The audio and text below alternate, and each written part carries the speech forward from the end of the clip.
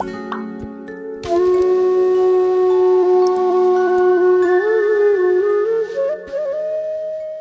श्री गुरु सत्ताय नमः।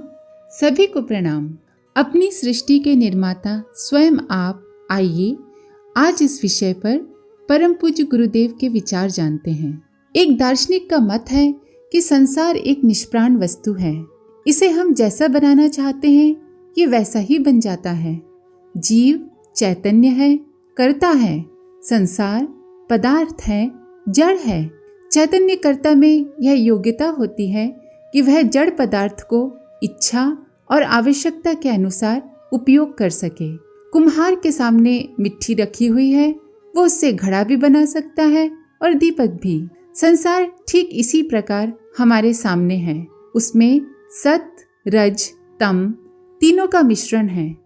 चुनने वाला व्यक्ति अपनी मर्जी के मुताबिक चाहे जो वस्तु चुन सकता है। बाग में कीचड़ भी है, गंदगी भी है और फूलों की सुगंध भी है।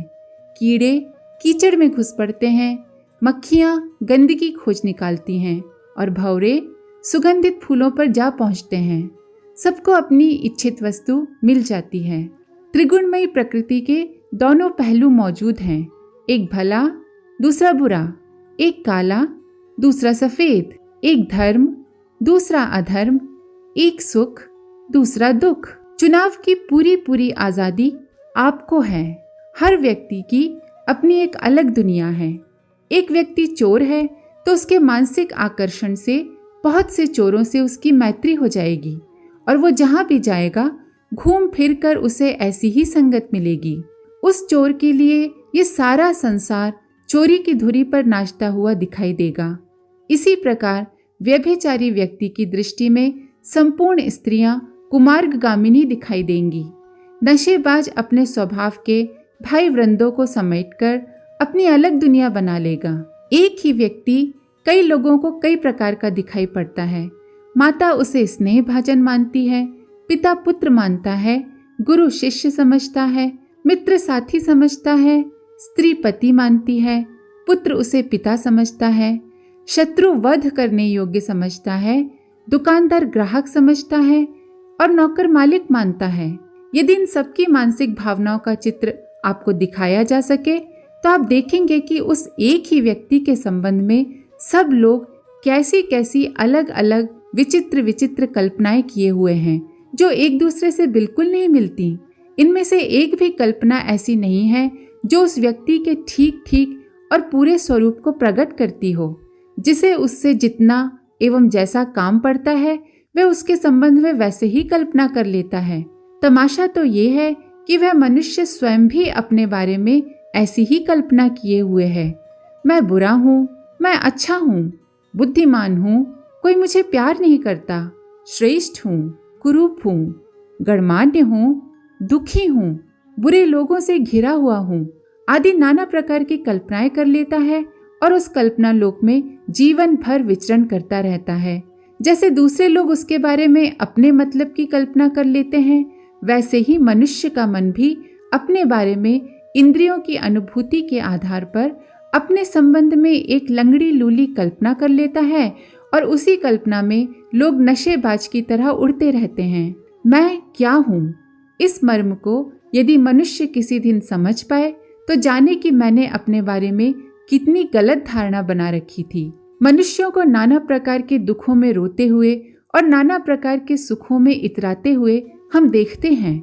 दुनिया बहुत बुरी है, ये जमाना बड़ा खराब है, ईमानदारी का युग तो चला ही गया, चारों ओर बेईमानी छाई हुई है, सब लोग धोखेबाज हो गए हैं। ऐसी उक्तियां जो आदमी बार बार दोहराता है समझ लीजिए वो खुद धोखेबाज और बेईमान है। मनुष्य जैसा खुद होता है उसी तरह के लोगों और परिस्थितियों को अपनी तरफ आकर्षित करता है।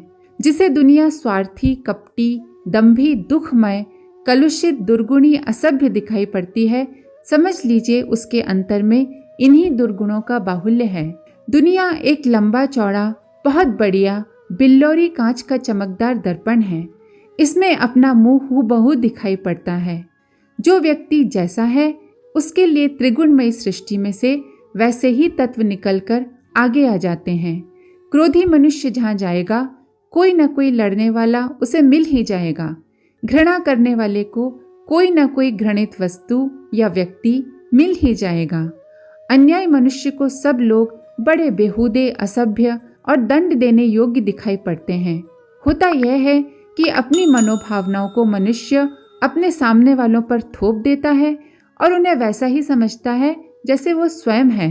हमारा कहने का ये तात्पर्य कभी नहीं है कि दुनिया दूध से धुली हुई है और आप अपने दृष्टि दोष से ही उसे बुरा समझ बैठे हैं। पीछे ये बार बार दोहराया जा चुका है कि दुनिया त्रिगुणमयी है। हर एक वस्तु 3 गुणों से बनी हुई है। इस संसार में आपसे छोटे दर्जे में पढ़ने वाले भी हैं, आपकी समकक्षा में पढ़ने वाले भी हैं और वे भी हैं जो आपसे बहुत आगे हैं। तीनों ही तरह के लोग हैं यहाँ, सतोगुणी, रजोगुणी और तमोगुणी।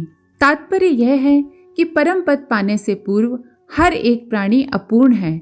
उसमें नीच स्वभाव कुछ न कुछ हद तक रहेगा ही, किसी में कम, किसी में ज्यादा। जिस दिन सारी नीचता समाप्त हो जाएगी, उस दिन वह उन्नति के अंतिम शिखर पर पहुंचकर चरम ध्येय को प्राप्त कर लेगा।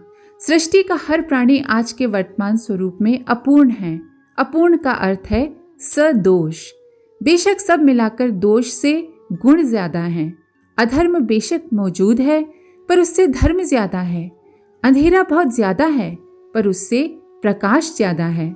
दुनिया वाले बहुत खराब हैं पर उनमें खराबी से कहीं ज्यादा अच्छाई मौजूद है।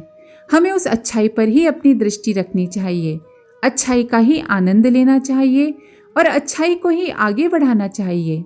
दिन में हम जगते हैं, प्रकाश में काम करते हैं, उजाले में रहना पसंद करते हैं। जब रात का अंधेरा सामने आता है तो आंखें बंद करके सो जाते हैं। जिन्हें रात में काम करना पड़ता है वे रोशनी कर लेते हैं। हमारे उजाले में काम करने, अंधेरे में सो जाने की प्रवृत्ति ये सिखाती है कि संसार के साथ किस तरह का व्यवहार करना चाहिए। किसी आदमी में क्या सद्गुण है उसे खोज निकालिए और उसी से संपर्क रखिए, उसी में आनंद लीजिए, उसे ही प्रोत्साहित कीजिए। जो दोष हो उन्हें भी देखिए तो सही, पर उनमें उलझिए नहीं। रात की तरह आंख बंद कर लीजिए।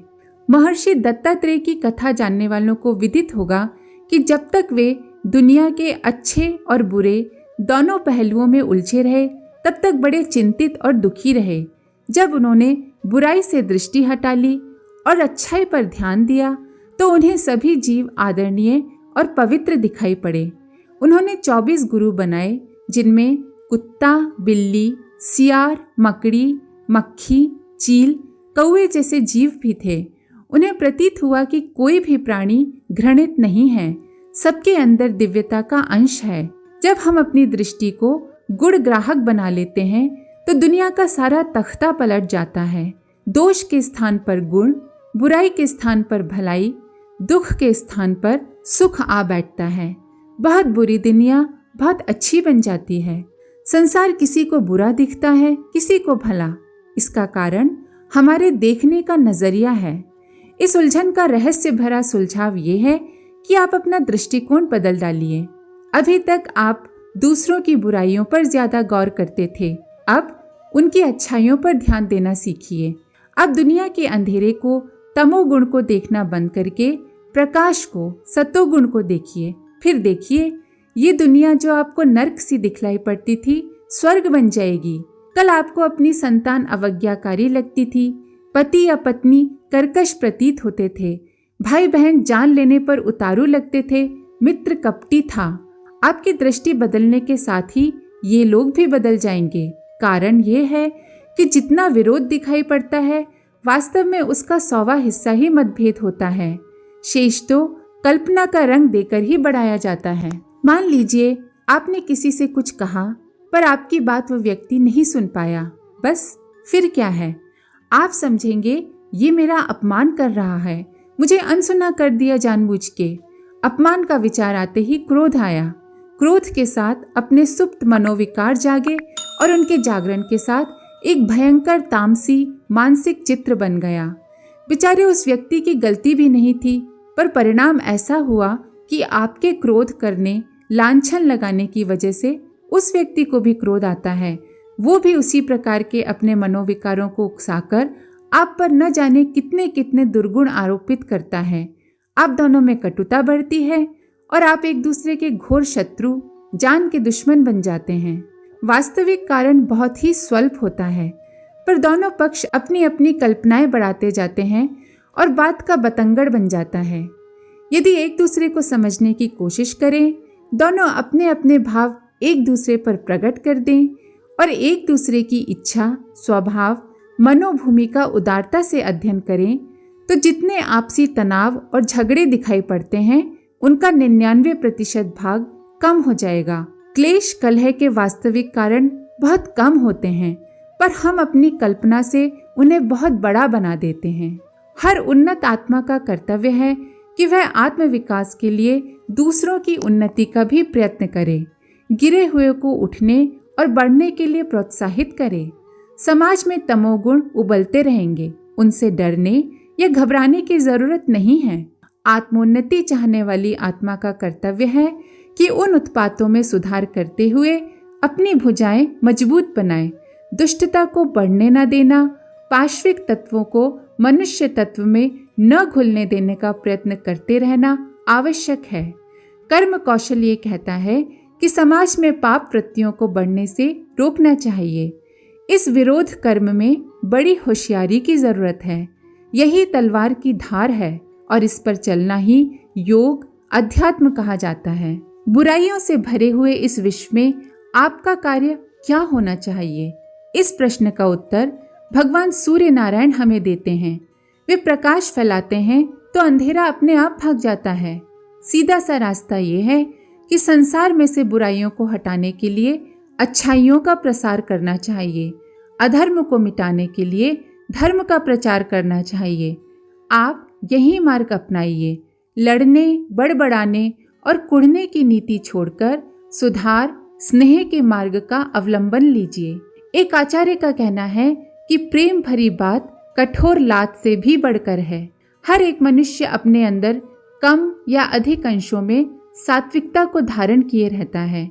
आप उसकी सात्विकता को स्पर्श करिए और उसकी सुप्तता में जागरण उत्पन्न कीजिए। जिस व्यक्ति में जितने सात्विक अंश हैं उन्हें समझिए और उसी के अनुसार उन्हें बढ़ाने का प्रयत्न कीजिए। अंधेरे से लड़िए मत, बल्कि प्रकाश फैलाइए। अधर्म बढ़ता हुआ दिखता हो तो निराश मत होइए। बुराई को मिटाने का यही एक तरीका है कि अच्छाई को बढ़ाया जाए। संसार में जो दोष आपको दिखाई पड़ता है उनको अगर मिटाना चाहते हैं तो उनके विरोधी गुणों को फैला दीजिए।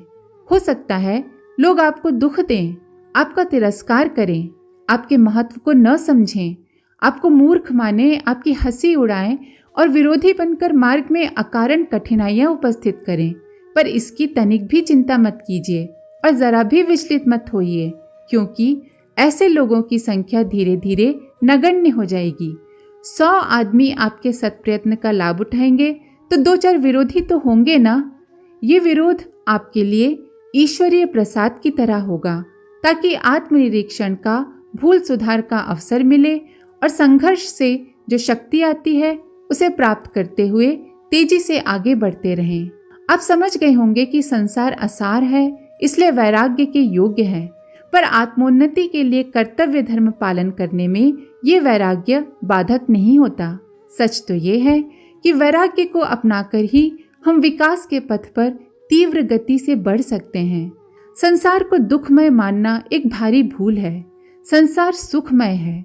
यदि इसमें सुख ना होता तो स्वतंत्र, शुद्ध बुद्ध और आनंदी आत्माएं इसमें आने के लिए कदापि तैयार नहीं होती। दुख और कुछ नहीं, सुख के अभाव का नाम है। राजमार्ग पर चलना छोड़कर कटीली झाड़ियों में भटकना दुख है। दुख, विरोध, बैर, क्लेश, कलह का अधिकांश भाग काल्पनिक होता है। दूसरे लोग सचमुच में उतने बुरे नहीं होते जितना कि हम समझते हैं। यदि हम अपने मस्तिष्क को शुद्ध कर डालें, आंख पर का रंगीन चश्मा उतार फेंकें, तो संसार का सच्चा स्वरूप दिखाई देने लगेगा। ये संसार दर्पण के समान है, भले के लिए भला और बुरे के लिए बुरा। जैसे ही हमारी दृष्टि भलाई देखने और स्नेहपूर्ण सुधार करने की हो जाती है, वैसे ही सारा संसार अपना प्रेम हमारे ऊपर उड़ेल देता है। अंतरिक्ष लोक से मुक्त आत्माओं का अविरल प्रेम रस फुहारों की तरह झरने लगता है। सुख की भावना करते ही विश्व का एक एक कण अपनी सुख शांति का भाग हमारे ऊपर छोड़ता चला जाता है। जैसे आप वैसा आपका संसार। अगर संसार को दुखमय, पापी, अन्याय मानते हैं तो वो उसी रूप में सामने आता है। जब सुखमय मान लेते हैं तो मस्त फकीर की तरह रूखी रोटी खाकर भी बादशाही आनंद लूटते हैं। सृष्टि जड़ होने के कारण हमारे लिए दुख सुख का कारण नहीं कही जा सकती। हर व्यक्ति अपनी कल्पना के अनुसार संसार को समझता है। कई अंधों ने एक हाथी को छुआ, जिसने पूंछ छुई हाथी को सांप जैसा बताने लगा, जिसने पैर पकड़ा उसे हाथी खंबे जैसा लगा, जिसने पेट पकड़ा उसे हाथी पर्वत के समान प्रतीत हुआ। संसार भी ऐसा ही है। आप अपने आसपास पवित्रता, प्रेम, उदारता, स्नेह, दया और गुण का वातावरण तैयार कर लें। अपनी दृष्टि को गुणग्राही बना लें तो हम शपथ पूर्वक कह सकते हैं कि आपके लिए यही संसार नंदन वन की तरह, स्वर्ग के उच्च सोपान की तरह आनंददायक बन जाएगा। आज के लिए इतना ही। आप सभी का धन्यवाद। ओम शांति। हमारे YouTube चैनल को सब्सक्राइब करें और बेल आइकन को दबाकर ऑल पर क्लिक करें ताकि नोटिफिकेशंस आपको मिलती रहें।